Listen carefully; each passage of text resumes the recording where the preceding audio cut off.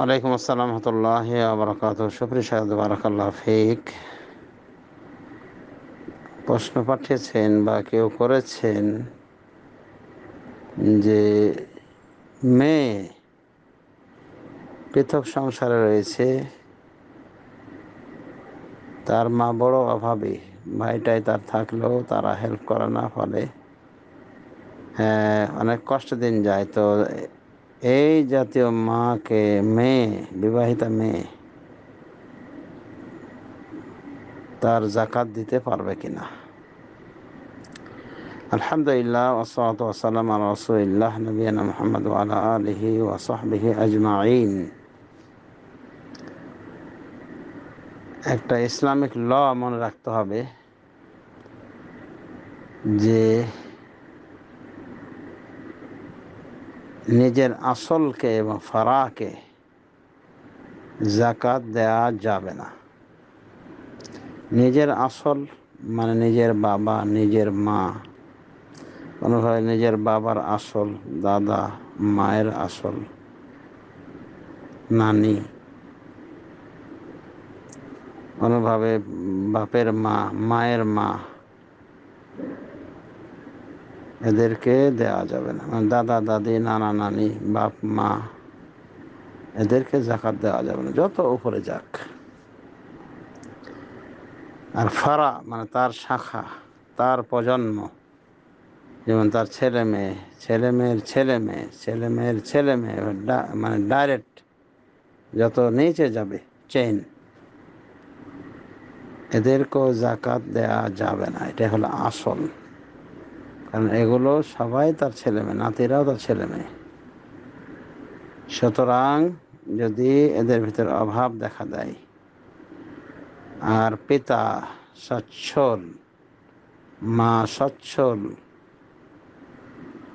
বা সন্তান সচ্ছল, পিতামাতার ব্যয়ভার বহন করতে পারবে, দাদা দাদি ব্যয়ভার বহন করতে পারবে, না নারীর ব্যয়ভার বহন করার যোগ্যতা আছে, তাহলে এদের খরচাও দিবে এই সন্তানগুলি। তার মানে বাপের উপর খরচা করবে সন্তানরা, সন্তানরা বাপের উপরে, মায়ের উপরে খরচা করবে। মানে এটা হলো নিয়ম। তো এই কায়দা অনুযায়ী এখন মেয়ের তো আসল হলো পিতামাতা বা পিতামাতার পিতামাতা, এগুলো উসুল বলা হয়। তো এদেরকে জাকাত দিতে পারবে না, জাকাত দেওয়া জায়েজ নয়। বরং এরা অভাবে পড়লে এদের অভাব পূরণের দায়িত্ব সন্তানদের উপরে পড়ে যাবে, ওই সচ্ছলদের উপর পড়ে, সচ্ছল সন্তানদের উপরে পড়ে যাবে। তো সেই হিসাবে এখানে প্রশ্ন হয়েছে, মেয়ে তার মাকে জাকাত দিতে পারে কিন্তু জি না, পারবে না। এটা বরং তাকে মূল টাকা দিয়ে জাকাত দিয়ে নয়, মূল টাকা থেকে তাকে হেল্প করতে হবে তার মাকে। রাসূলুল্লাহ সাল্লাল্লাহু আলাইহি ওয়াসাল্লাম এখানে হাদিসে বলেন, আনতা ওয়া মালুকা লিআবিকা, তুমি এবং তোমার মাল তোমার বাপের জন্য।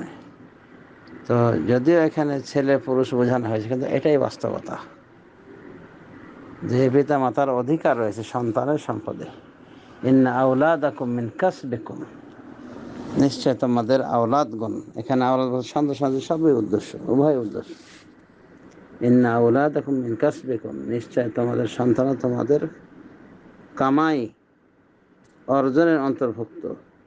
ফাকুলু মিন আমওয়ালি আওলাদিকুম, সুতরাং তোমরা তোমাদের সন্তান সন্ততির মাল থেকে ভক্ষণ করো। ইজাহতাজতুম ইলাইহা, যখন তোমরা এগুলির প্রতি মুহতাজ হয়ে যাবে। শেখ আলমিন হাদিসটি বিশুদ্ধ বলেছেন এবং সিলসিলা সহিহাতে এনেছেন, এবং তিনি এই হাদিস দিয়ে প্রমাণ করেছেন যে সন্তানের সম্পদে পিতামাতা নিতে পারে অতটুকু অংশ যতটুকু মুহতাজ, কারণ সন্তান তাদের কামাই, তবে অতিরঞ্জন করে নেওয়ার অধিকার নাই পিতামাতার। অতিরঞ্জন করে নেবে না, যতটুকু প্রয়োজন ততটুকু, সবই নিয়ে নেবে এরকম নয়। তো এখান থেকে আমরা যেটা বুঝতে পারলাম যে পিতামাতা যদি অভাবে পড়ে, তাদের দিন ভালো মতো না যায়, তাহলে যে সন্তানগুলি সচ্ছল তারা তাকে হেল্প করবে, যৌথভাবে হেল্প করবে বা এককভাবে হেল্প করবে।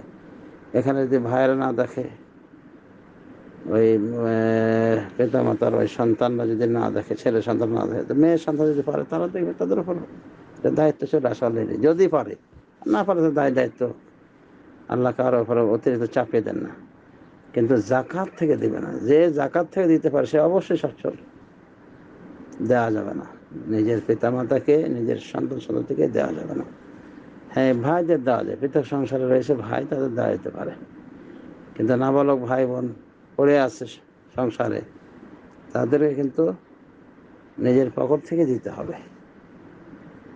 এটাই দুই মতের বলিষ্ঠতম মত, যে ছোট ভাই বোন যারা রয়েছে তাদের ব্যয়ভার বহন করতে হবে সচ্ছল ব্যক্তিকে। সুতরাং ওই পরিবারে যদি বড় ভাই সচ্ছল থাকে আর বাকিরা সব গরিব থাকে, তো এই ছোট ভাই বোনদের দেখাশোনার দায়িত্ব তার উপর বর্তাবে, যদি পিতা মাতা এদের ব্যয়ভার বহনে সক্ষম না হয়। আল্লাহ কুল্লাহাল আলোচনা সংক্ষিপ্ত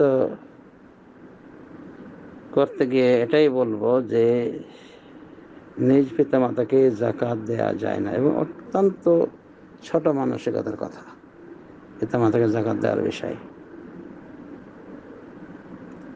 সুতরাং যে জাকাত দিতে পারে সে অবশ্যই সচ্ছল, নিজের অর্থ থেকে দেবে। এখানে একটা ব্যাখ্যা রয়েছে যে মেয়ে বিবাহিত হলেও জাকাত দিতে পারবে না তার নিজের, কিন্তু যদি তার বর অর্থাৎ তার স্বামী জাকাত দিতে চায়, তাহলে সে কাকে দিবে জাকাত? ওই মেয়ের বাপ মা, মানে কি ওর শ্বশুর শাশুড়ি জাকাত দেওয়া যায়।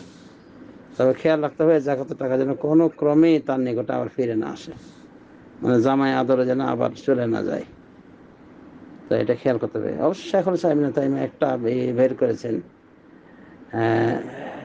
একটা পন্থা বের করেছেন পিতা মাতার জাকাতের বিষয়ে। সেটা হলো যে পিতা মাতা খরচ ইত্যাদির বিষয়ে তাদের কোনো হয়নি, সমস্যা নাই, কিন্তু বাড়তি একটা বিষয়ের সাথে জড়িয়ে গিয়েছে।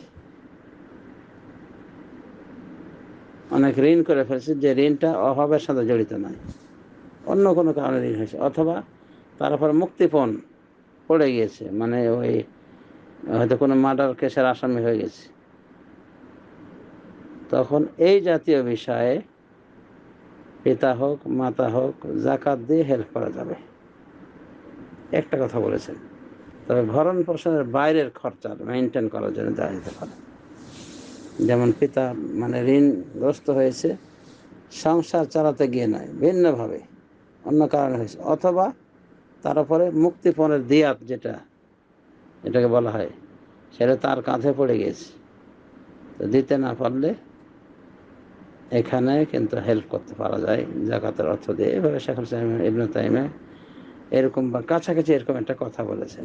এছাড়া পিতা মাতার ভরণ পোষণে টানপট চলছে আর সন্তান তাকে জাকাত দিয়ে হেল্প করবে, এটা হবে না।